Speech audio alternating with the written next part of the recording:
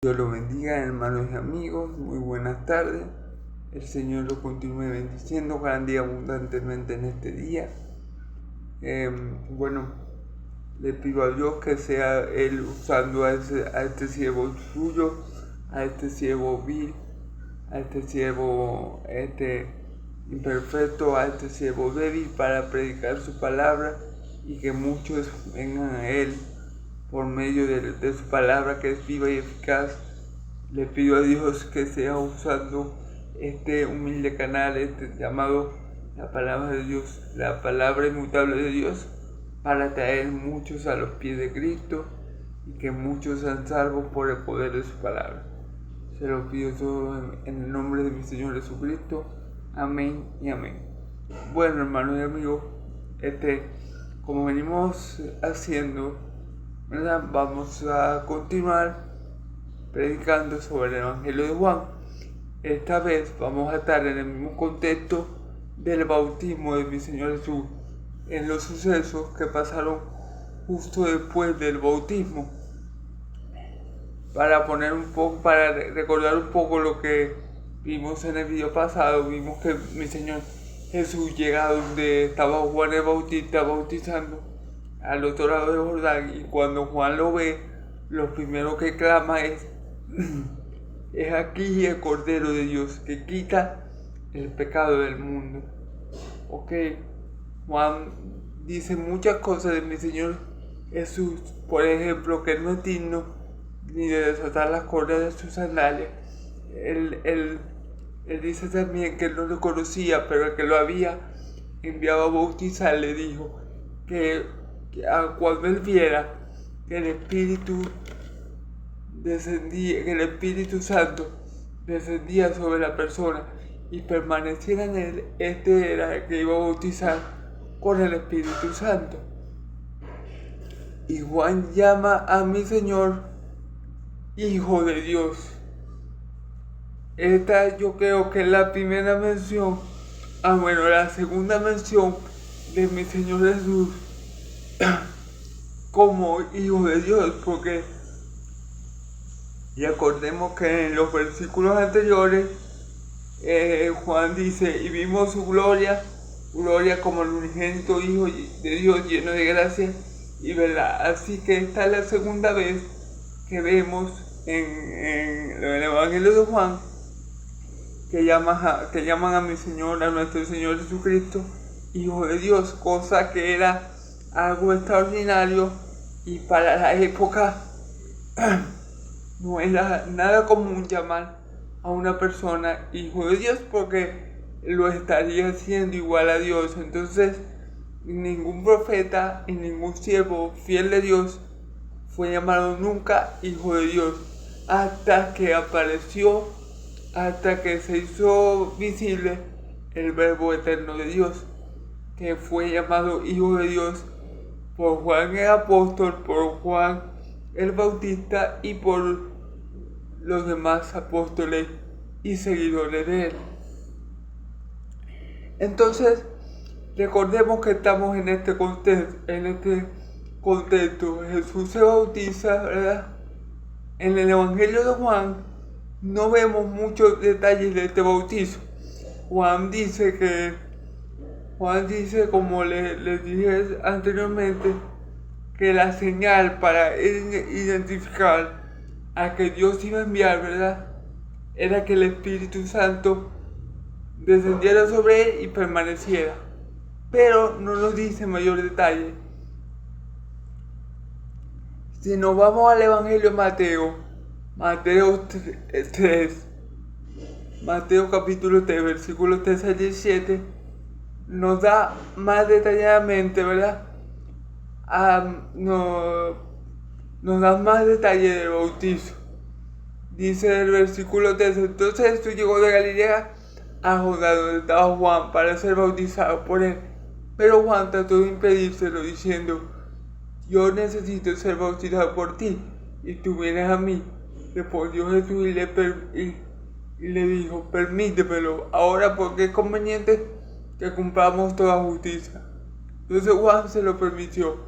Después de ser bautizado, Jesús salió del agua. Inmediatamente he aquí los cielos se abrieron y él vio al Espíritu de Dios que descendía como una paloma y venía sobre él. Y he aquí oí una voz del cielo que decía: este es mi hijo amado en el que yo me complazco. ¿Ok? Esta escena la vio Juan el Bautista.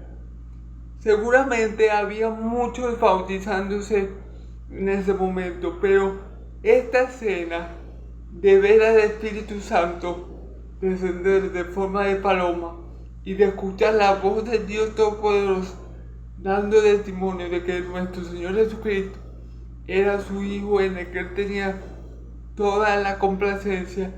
Esta escena solamente la vislumbró, la vio Juan.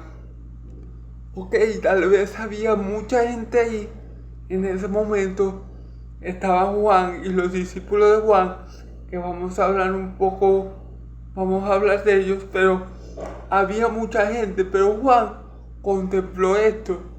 Solamente a Juan le fueron, por decirlo así, los ojos abiertos para que contemplara este hecho, ¿ok? Entonces, en el versículo 34 de Juan capítulo 2, Juan capítulo 1, ¿verdad? Versículo 34, dice: y yo le di y he dado testimonio que este es el Hijo de Dios. ¿Por qué Juan dice esto? Porque Juan escuchó audiblemente la voz de Dios, dando testimonio de que mi Señor Jesús era su amado Hijo, en el cual él tiene todo su contentamiento. Entonces por eso Juan, aquí en el versículo 34, da testimonio de que mi Señor es el Hijo de Dios. Bueno, y entonces vamos a leer el pasaje que nos corresponde el día de hoy, del versículo 35 al 42. Dice así la palabra del Señor: el siguiente día, otra vez, estaba Juan y dos de sus discípulos, y mirando a Jesús que andaba por allí, dijo: he aquí el Cordero de Dios. Le oyeron hablar los dos discípulos y siguieron a Jesús. Y volviéndose Jesús, viendo que le seguían, les dijo: ¿qué buscáis? Ellos le dijeron: Rabí, que traducido es maestro, ¿dónde mora? Le dijo: vení y ve. Y fueron y vinieron donde moraba y se quedaron con él aquel día, porque era como la hora 10. Andrés, hermano de Simón Pedro, era uno de los dos que habían oído a Juan y habían seguido a Jesús. Este halló primero a su hermano Simón y le dijo: hemos hallado al Mesías, que traducido es el Cristo. Y le trajo a Jesús, y mirándole Jesús dijo: tú eres Simón, hijo de Jonás, tú serás llamado Cefas, que quiere decir Pedro. Ok. Bueno, gloria a Dios por su palabra. Bendito es el que viene en el nombre del Señor. Aleluya, gloria al Dios de Israel. Ok. Como estábamos diciendo, ¿verdad? Juan el Bautista dio testimonio primeramente que Jesús era el Cordero de Dios que quita el pecado del mundo. Algo increíble, algo que apuntaba a la salvación que nuestro Dios, el Dios de Israel, ofrecía. Algo que ya se venía vislumbrando en el Antiguo Testamento, pero que llegó a su plenitud con la manifestación de nuestro Señor Jesucristo en el mundo. ¿Ok? Entonces, fue un testimonio asombroso que Juan daba de mi Señor Jesucristo. He aquí el Cordero de Dios que quita el pecado del mundo, ¿ok? Y también es algo asombroso que Juan el Bautista llamara a mi Señor Hijo de Dios, porque como les vengo comentando, en el Antiguo Testamento ningún profeta ni siervo fiel a Dios le habían dado ese título como Hijo de Dios. Ok, entonces en este contexto, ¿verdad? Dice el versículo 35. El siguiente día otra vez estaba Juan y todos sus discípulos, y mirando a Jesús andaba por allí, le dijo: he aquí el Cordero de Dios. Fíjense bien, Juan vuelve a hacer énfasis en que mi Señor es el Cordero de Dios, ¿verdad? Y como dijimos el video pasado, esas palabras tienen mucha importancia porque Juan está hablando de que Él es el Cordero que salió de Dios, que Él es el Cordero que Dios proveyó. Hablamos el video pasado, ¿verdad? Del suceso de Abraham con su hijo Isaac.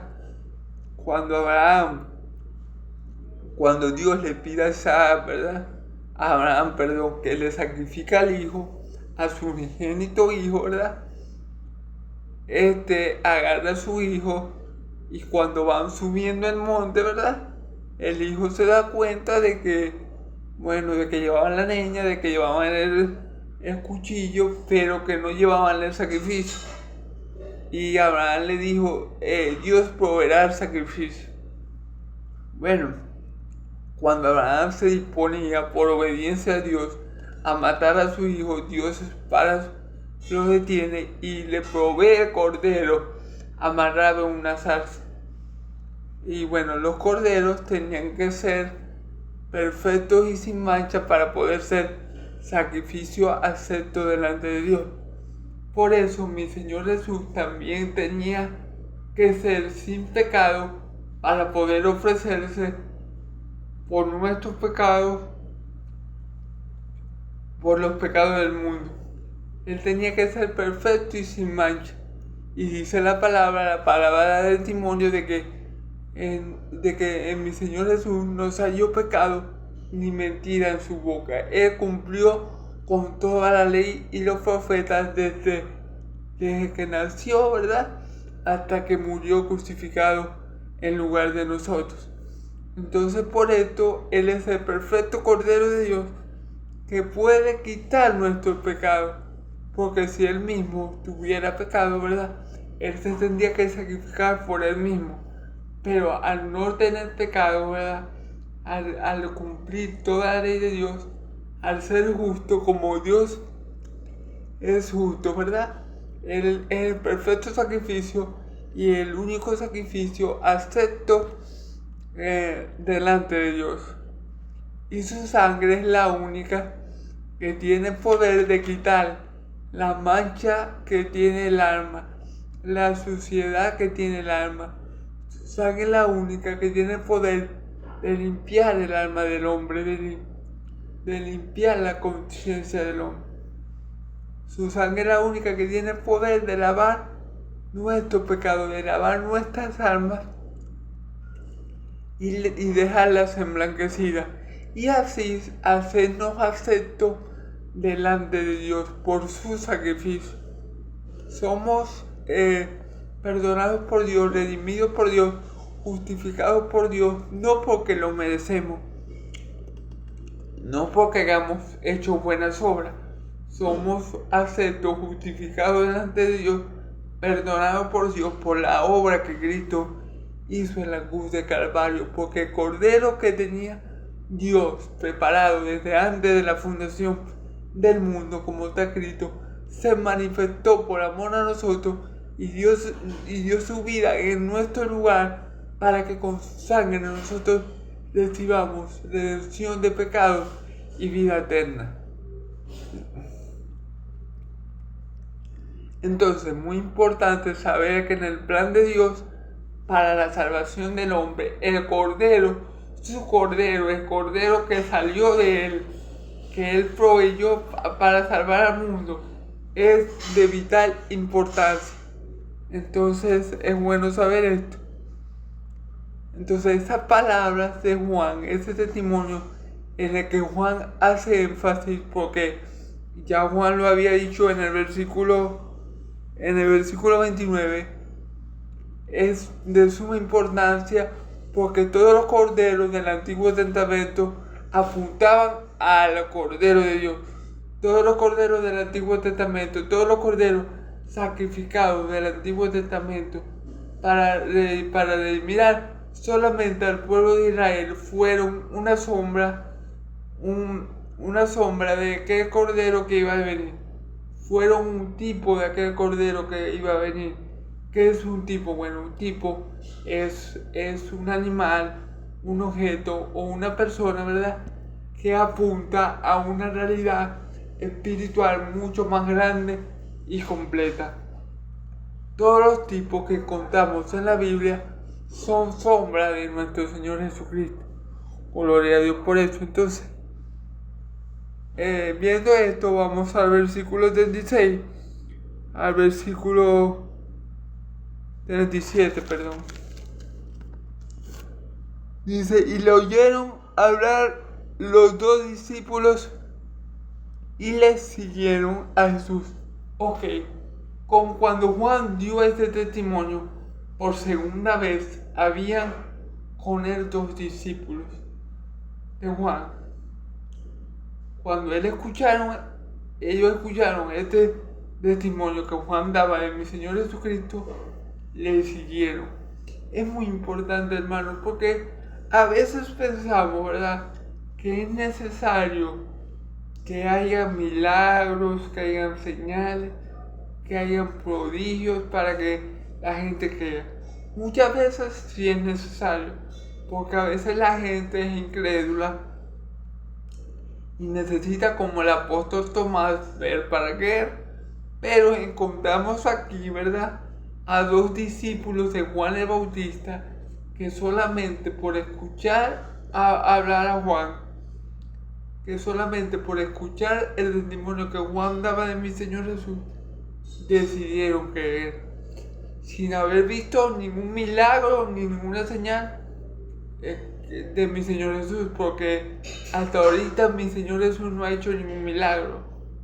Y como les digo, eso que Juan el Bautista dio cuando se abrió los cielos y descendió el Espíritu Santo en mi Señor Jesús en forma corpórea de paloma, este hecho solamente lo contempló Juan el Bautista. Esos dos discípulos que están mencionando el pasaje no vieron este hecho. Como les digo, si hubieran allí 500 personas, solamente Juan el Bautista vio este hecho, porque nuestro Dios, el Dios de Israel, el Dios de mi Señor Jesús y su Padre, le permitió a Juan ver esto para que él estuviera seguro y convencido de que mi Señor Jesús era aquel que bautizaba con el Espíritu Santo. Entonces, por esto, los discípulos de Juan no necesitaron ver ningún milagro, no necesitaron ver ninguna señal dada por mi Señor Jesús, sino que ellos creyeron en el testimonio de Juan. ¿Y por qué creyeron en el testimonio de Juan el Bautista? Porque ellos consideraban que Juan el Bautista era un profeta de Dios, era un hombre enviado por Dios, como dice la palabra. Entonces por esto ellos creyeron sin necesidad de ver ninguna señal. Y esto se puede aplicar en estos días. Hay personas que, como Tomás, necesitan ver para creer, pero como mi Señor Jesús le dice en esta ocasión a Tomás, en esa ocasión, ¿verdad?, en este hecho le dice: creéis porque me habéis visto, pero bienaventurado aquel que cree sin ver. Entonces, más bienaventurado es creer sin ver. Y la fe del cristiano es así: el cristiano no ve para creer, sino que cree para poder ver. Entonces es muy importante saber que estos dos discípulos de Juan creyeron en mi Señor Jesús única y exclusivamente por el testimonio de su maestro, de Juan el Bautista. Ok, vamos a seguir leyendo los versículos siguientes. Y volviéndose a Jesús y viendo que le seguían, les dijo: ¿qué buscáis? Ellos dijeron: Rabí, que traducido es maestro, ¿dónde mora? Fíjense bien, ellos no conocían de nada a mi Señor Jesucristo. Ellos no sabían, o sea, ellos solamente escucharon dar testimonio a Juan y creyeron automáticamente en él. Y creyeron de tal manera que ahora llaman a mi Señor Jesús, lo llaman por el título de maestro. Okay. Podríamos aplicar una lógica humana aquí sencilla y ellos dirían: bueno, si Jesús es maestro de mi maestro, entonces también es maestro de nosotros. Pero como les estoy diciendo, lo asombroso es que ellos lo llaman maestro, que ellos lo llaman rabí, sin ni siquiera conocerlo, solamente por el testimonio de Juan el Bautista. Esto demuestra una fe genuina en un siervo de Dios que era Juan el Bautista. Esto demuestra la fe, una fe salvífica, una fe que deposita su confianza en Cristo y no precisamente por algún milagro portentoso que mi Señor Jesús hubiera hecho, porque sabemos que mi Señor Jesús hizo muchos milagros. El libro de Juan, el libro de Juan se puede dividir en dos partes. Del capítulo 1 al capítulo 12 se puede llamar el libro de las señales, y veremos 7 señales que nos hacen ver que mi Señor Jesús es el Hijo de Dios, que es el Cristo, que es el Mesías, que es el Dios encarnado, que nos muestra su deidad. Y por otro lado, y del 12 en adelante, podemos ver la otra parte del libro, o del Evangelio, perdón, se puede llamar el libro de la glorificación o de la despedida. Recordemos que las señales son milagros, tienen como objetivo final que creamos en Cristo. Un milagro no tiene como objetivo principal un milagro que venga de Dios, que sea del Dios de Israel, que provenga de su poder. No tiene como objetivo principal nuestra sanidad corporal. Un milagro que Dios hace, siempre lo hace con el objetivo de que creamos en Cristo y que le demos gloria al Hijo, para que el Padre también se lleve toda la gloria. Entonces, para no desviarme tanto del tema, ¿verdad? Podemos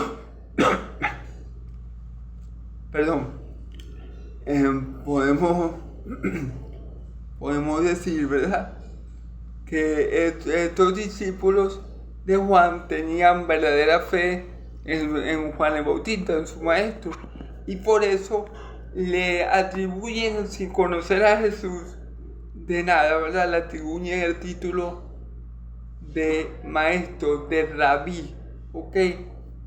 Están reconociendo que mi Señor Jesús es maestro, pero ellos, como les digo, ni siquiera conocían a mi Señor Jesús. Lo están reconociendo por las palabras de Juan. Entonces, gloria a Dios por la fe que tenían los apóstoles.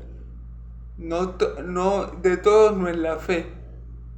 La fe no es de todos. Y sin fe es imposible agradar a Dios.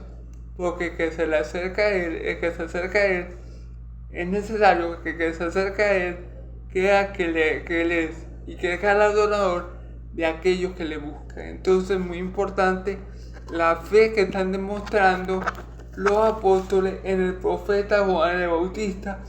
¿Por qué? Porque cuando nosotros creemos, ¿verdad?, en un enviado de Dios, cuando nosotros creemos, ¿verdad?, en un profeta de Dios, en un siervo de Dios, estamos creyendo automáticamente en aquel que envió al profeta. Amén. Entonces, muy importante esto, y gloria a Dios por la fe de los discípulos de Juan, que vamos a ver quiénes eran.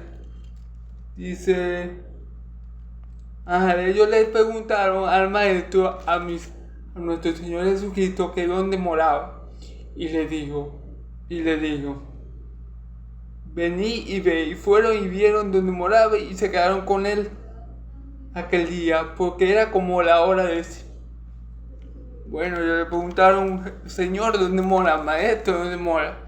Y él les dijo que viniera, y ellos fueron con él y vieron dónde moraban, y ese día ellos permanecieron con mi Señor Jesús, porque ya era muy de noche. O sea, ellos de ahí en adelante, ellos comenzaron a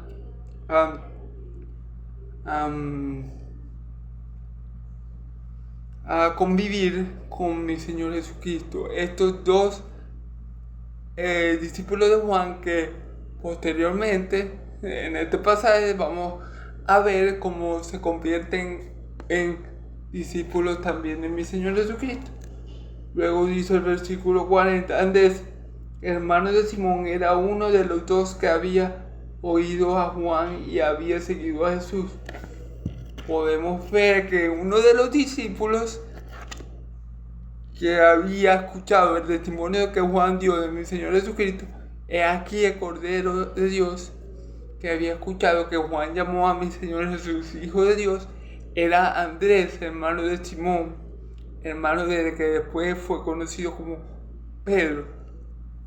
Este era uno de los dos que escuchó eso. El otro, ¿verdad?, el otro discípulo, hermanos y amigos que me escuchan, no está claro quién es el otro de los discípulos.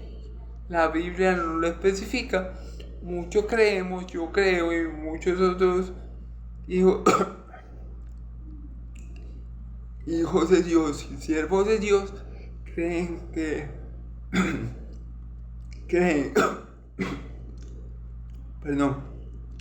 muchos otros hijos de Dios y siervos de Dios, entre los cuales me incluyo, creemos que el otro discípulo que estaba con Juan cuando él dio testimonio, el otro discípulo que siguió a mi Señor Jesucristo, fue Juan, el discípulo amado de mi Señor, fue Juan el apóstol, fue Juan el escritor de este evangelio, fue Juan, ¿verdad? Muchos creemos que es eso, la Biblia no lo ratifica y confirma, pero muchos creen que este discípulo que siguió a mi Señor Jesús, que era primeramente discípulo de Juan el Bautista, se trata de Juan el apóstol, Juan el siervo amado, Juan el apóstol amado, ¿ok? Bueno, podemos seguir.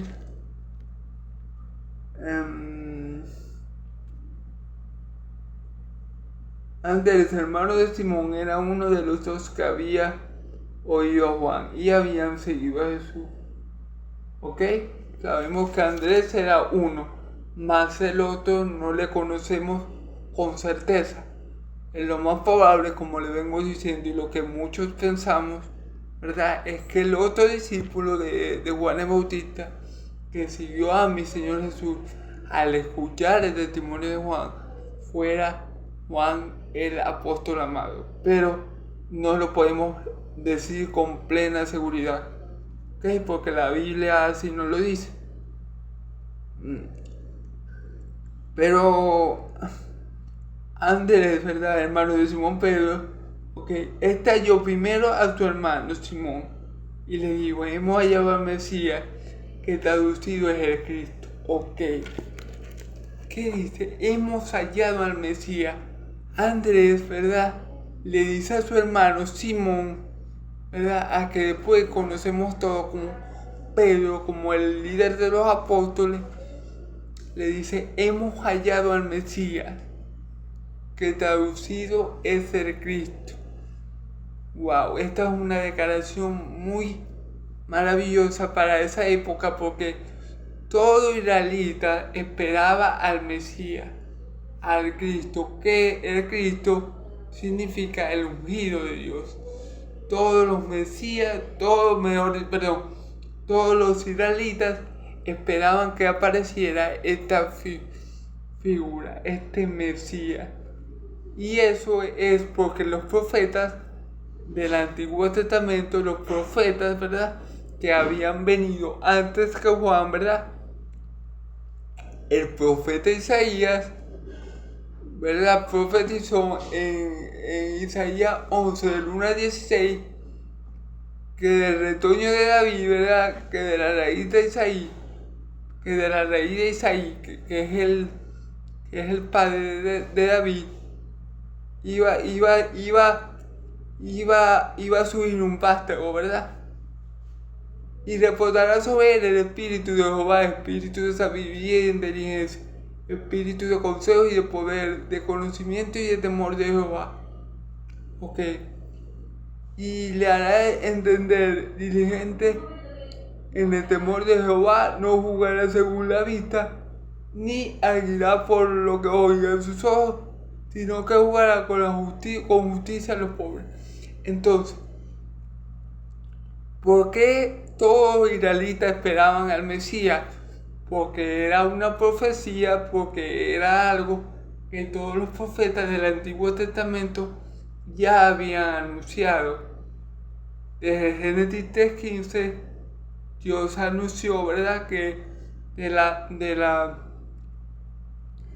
la simiente de la mujer iba a nacer uno que le iba a pisar la cabeza a la serpiente y esta le iba a morder el calcañar. Desde este mismo momento se están usando al Mesías, al Cordero, al ungido de Dios. Moisés lo anuncia, todos los profetas lo anunciaron, pero hay una profecía en concreto que dice que el Mesías, ¿verdad?, iba a ser descendiente de David, ¿verdad?, y que este Mesías se iba a sentar en el trono de David su padre eternamente. Y aquí lo podemos ver en Isaías 11 del 1 al 16, y vemos que dice la palabra que en el Mesías, ¿verdad?, que en el ungido de Dios iba a reposar sobre él el espíritu de Jehová, espíritu de sabiduría, de inteligencia, de consejo y de poder, de conocimiento y de temor de Jehová.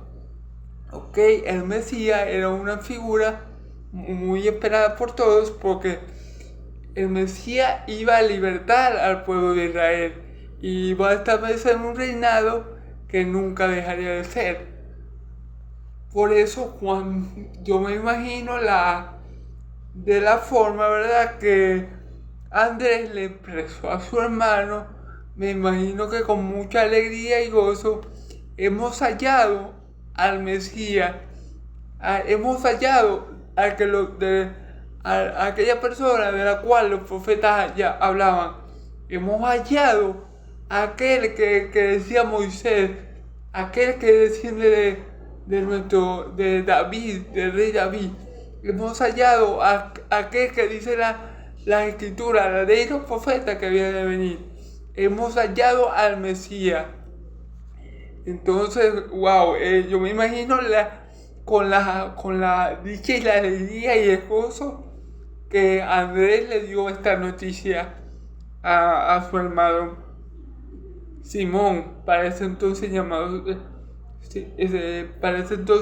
Simón. ¿Sí? Entonces, esto es lo que pasó. Por primera vez a mi Señor Jesús se le llama el Mesías, y eso, como les digo, para el pueblo de Israel tenía un gran significado y era algo maravilloso, porque significaba que la palabra de Dios se iba a cumplir y él iba a restablecer a Israel, a restaurar a Israel por medio de su enviado, de su Mesías, que iba a tener un reinado eterno, permanente, inmutable. Entonces, todos los judíos esperaban la aparición de ese personaje. Inclusive dijimos que recuerdan que en los videos pasados se mencionó que cuando los fariseos enviaron a dos personas, a dos sacerdotes levitas, a preguntarle a Juan el Bautista quién era él, Juan el Bautista le dijo de una vez que no era el Mesías. ¿Por qué? Porque la gente pensaba de Juan el Bautista que él era el Mesías, por lo que Juan el Bautista estaba haciendo. Muchos pensaban que Juan el Bautista era el Mesías. ¿Ok? Entonces la figura del Mesías, ¿verdad?, de aquel que iba a descender de David, de aquel que hablaron los profetas, de aquel que iba a enviar a Dios para establecerse en el trono de David y reinar de ahí para siempre, ¿verdad? Era muy esperada por los israelitas. Inclusive, si nos vamos más atrás, en el libro ya finalizando el libro de José, ¿verdad? Cuando Jacob muere, cuando Jacob está muriendo, él, en el lecho de muerte, ¿verdad?, él bendice a todas las tribus de Israel, a los 12 hijos que él tenía, a los 12 patriarcas de Israel, pues. Y cuando habla, y a cada uno de esos hijos, él les profetiza algo sobre cada uno de los hijos. Y cuando llega a Judá, él le dice a Judá que no le quitará, que de Judá no se quitará el cetro, no se quitará el reinado, hasta que venga el Siloc. Y cuando utiliza la palabra Siloc, se refiere al Mesías, al rey que iba a venir, al rey que iba a venir del linaje de David. Por eso hasta desde el libro de eso podemos encontrar eso, que ya Dios tenía establecido un rey que iba a venir, bueno, que venía del mismo Dios, pero que según la carne procedía del rey David. ¿Por qué? Porque María, la madre de mi Señor Jesús, y José, los dos proceden de la tribu de Judá, los dos proceden del linaje de David. Por eso que terrenalmente hablando, ¿verdad?, mi Señor Jesús procede del linaje de David. Y bueno, cuando Él se manifestó al mundo, ¿verdad?, y tuvo entre los hombres, se cumplió esa profecía. O sea, el descendiente de David era mi Señor Jesús, que venía a reinar. Pero en la primera venida de mi Señor Jesús, no vemos que Él establece su reino. Porque eso es algo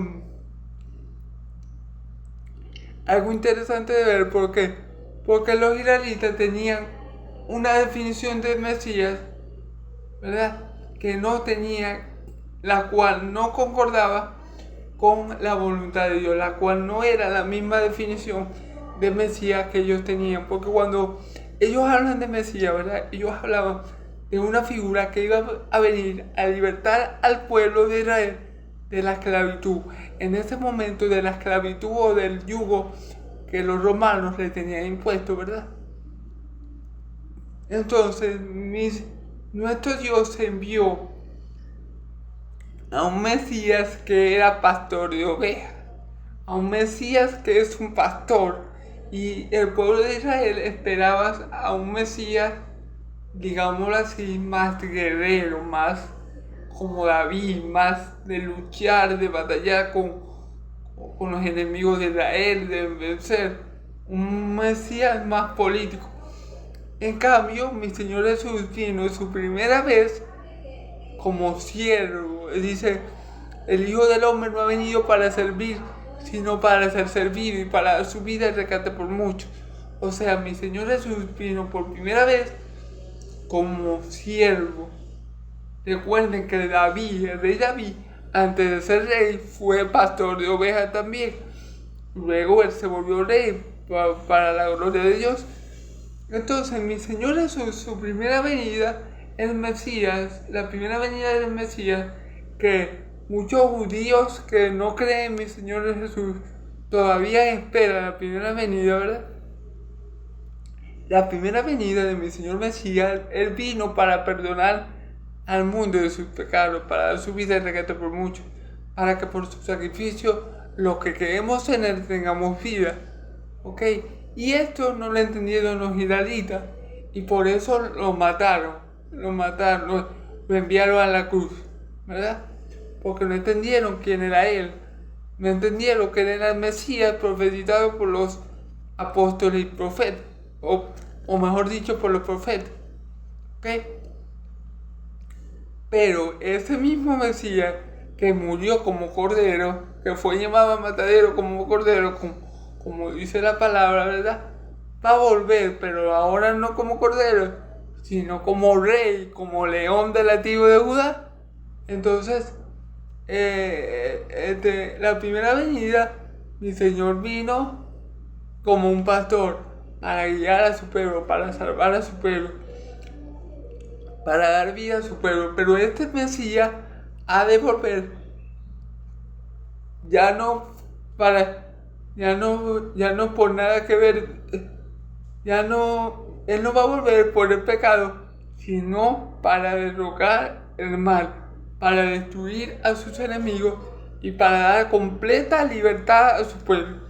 Entonces, esto es algo que los israelitas en su momento, en el momento de la aparición de mi Señor Jesús, no entendieron, ellos no comprendieron, ellos no vieron en mi Señor Jesucristo la figura del Mesías, porque en su cabeza no entraba que el Mesías no iba a venir como un guerrero, sino como un siervo. Entonces, muy importante eso. Pero aquí, cuando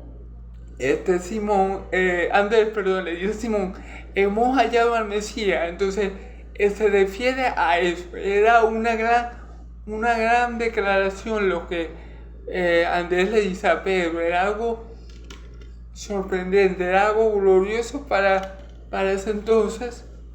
Y vemos como ellos creyeron que mi Señor Jesús era el Mesías. Entonces, gloria a Dios por la fe de Andrés, ¿ok? Y del otro discípulo, que posiblemente fuera Juan, el apóstol amado, ¿ok? Y le trajo a Jesús, y mirándole a Jesús le dijo, tú eres Simón, hijo de Jonás, tú serás llamado Cefas, que quiere decir Pedro, ¿ok? Andrés lleva a Jesús para que Pedro, y cuando Jesús va a Pedro, le dice, tú eres Simón, hijo de Jonás, que será llamado Cefas, que he traducido es Pedro. Entonces,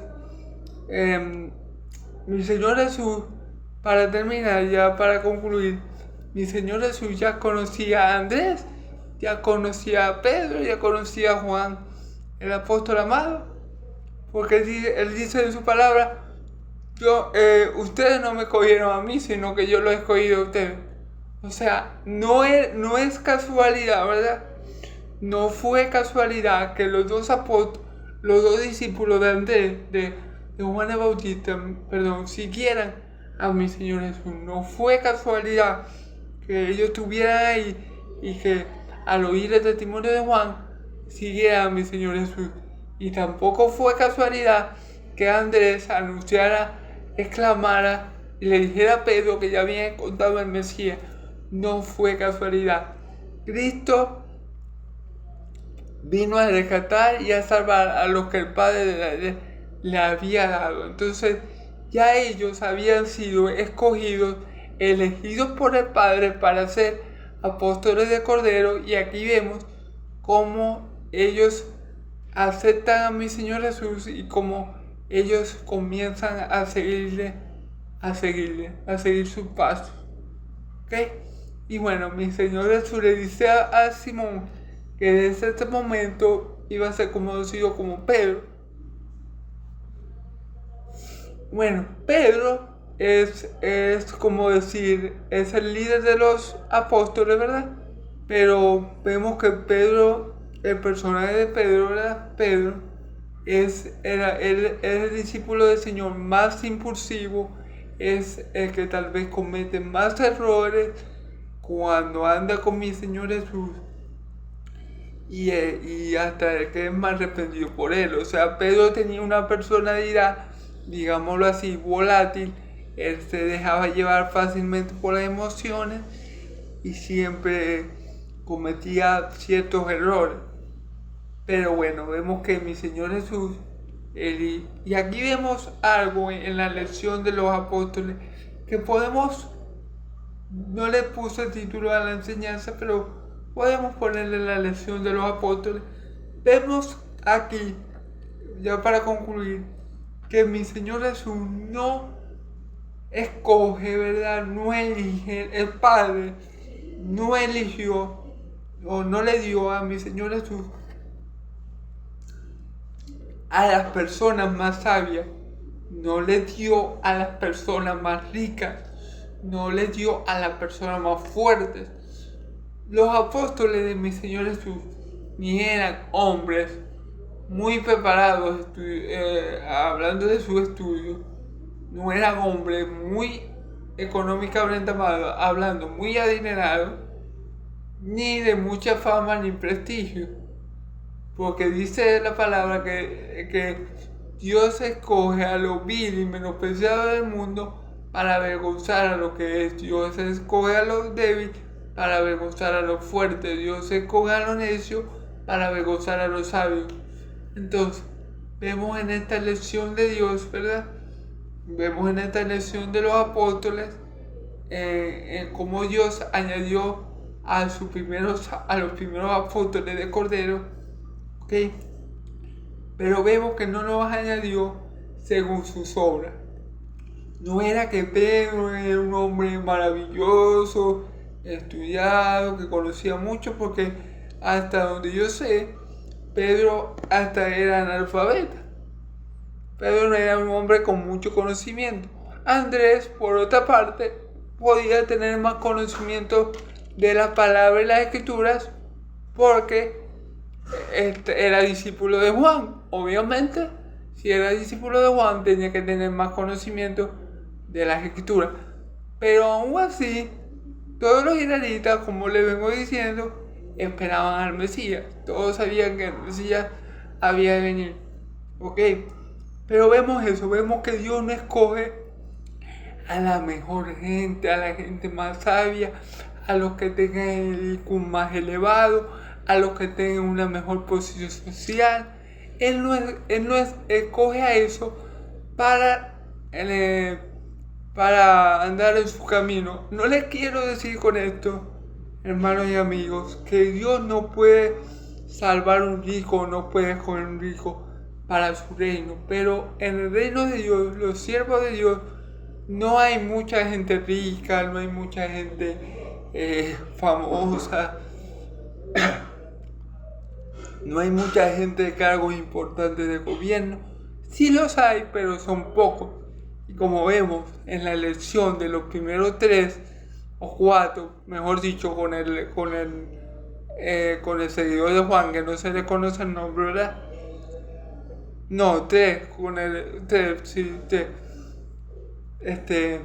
Vemos que no es una elección de parte de Dios por las obras de ellos. Es una elección de parte de Dios según el plan de Dios. ¿Por qué? ¿Por qué Dios no escoge lo mejor de lo mejor? Primero, porque Dios no piensa como hombre. Y segundo, hermanos y amigos, porque si Dios escogiera lo mejor de lo mejor, es decir, si Dios escogiera a la gente más sabia para proclamar el evangelio, para hacer su voluntad, y la gente más fuerte, ¿verdad? Entonces, esa persona podía llegar a gloriarse en ella misma. Es decir, la persona podía llegar a decir, bueno, pero ¿cómo no me va a escoger Dios a mí si yo, imagínate, yo soy inteligente, yo me aprendo las escrituras, las leo y una vez me aprendo todos los versículos y tengo y soy muy bueno hablando, y soy muy bueno, y soy muy carismático, y entonces Dios no escoge a ese tipo de personas para que la gloria sea de Él. Dios escogió, como vemos aquí, a un Andrés, que era discípulo de Juan el Bautista, que también era pescador igual que Pedro. Escogió un Pedro que ni siquiera sabía leer, y escogió a Juan, el discípulo amado, que creemos que es el otro discípulo que estaba con Juan. Pero vemos en la elección de Dios que no hay nadie superdotado o hombres muy espiritualmente, que eran muy espirituales, no. Vemos que Dios elige a los vil y menospreciados del mundo porque en ellos Él se glorifica. Ok, hermano y amigo, y Él llama según el propósito que Él tiene, según lo que Él ha establecido. Entonces, gloria a Dios por eso. Bueno, hermano y amigo, esta ha sido la enseñanza de hoy, la predicación de hoy. Espero que les haga edificación. Ya para terminar, hermanos, vamos a leer un versículo que está en el libro de Efesios. Déjenme buscar un momentico. Efesios